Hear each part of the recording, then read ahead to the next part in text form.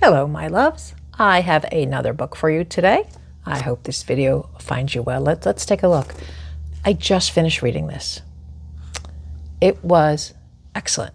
And when I say excellent, I mean excellent. This is the best book I've read in quite some time. And it's from an author I'm not familiar with, and probably I'm not sure if any of you have heard of this author. It is called This American Ex-Wife: How I Ended My Marriage and Started My Life by Lyz Lenz. Lyz Lenz is a journalist. She started as a journalist, and then she became an author. I like the little byline inside on the in the book jacket. It says that this is a deeply validating manifesto on the gender politics of marriage and divorce in America today, and an argument that the former needs a reboot, from a journalist and proud divorcee, Lyz Lenz. Again, not familiar with her, but you can see why the cover caught my eye. So I wanted to read to you a little bit from it today. Again, one of the best books I've read in a while. If you're looking to pick up a book, if you're in the market for a divorce, I love this one. If you are divorced, if you're thinking of it, if your daughter, your mother, someone close to you is divorced,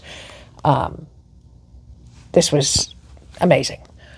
So I'm going to read to you from page 19. I'm going to read you about 3 paragraphs because there's so much great stuff in here, so bear with me. Nearly 70% of divorces are initiated by women. I was surprised to learn that. Women who are tired, fed up, exhausted, no longer in love. Women who are unhappy. Some of their breaking movements are quiet. Some are loud. They are simple and they are profound. Often these women are dismissed as a lone, mad woman unable to cope. There are problems for therapists and self-help books to solve. Certainly not a political crisis. But I do think that's untrue. After I left my marriage, I began to talk to hundreds of women about their moments of breakup. It happened almost by accident. When you divorce, women like to tell you about their own problems, their own marriages. They tell you of the frustrations that lie behind their own happily constructed homes and smiling holiday cards. Sound familiar? Should I get divorced? They whisper into my DMs on Facebook messages, in coffee shops. How do you know when it's time to go? They all want to know. How do you know when it's time to go? I soon realized I wasn't alone. My story wasn't compelling or unique. I was simply one of the hundreds of thousands of women who saw their lives falling apart from the commonplace pressures of society and patriarchy. It wasn't violent abuse. It wasn't another woman.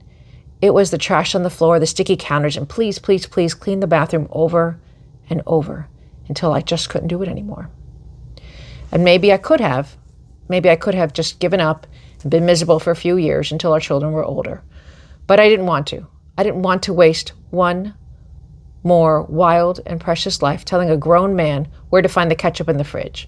What was compelling about my marriage wasn't its evils or its villains, but its commonplace horror.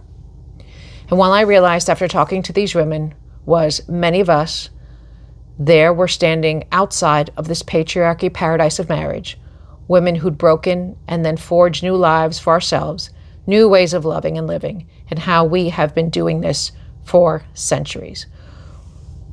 We didn't want a how-to book on how to fix these bad and broken relationships. We didn't want advice on how to get back out there and find new love. What we wanted was to be free. What we wanted was to be free.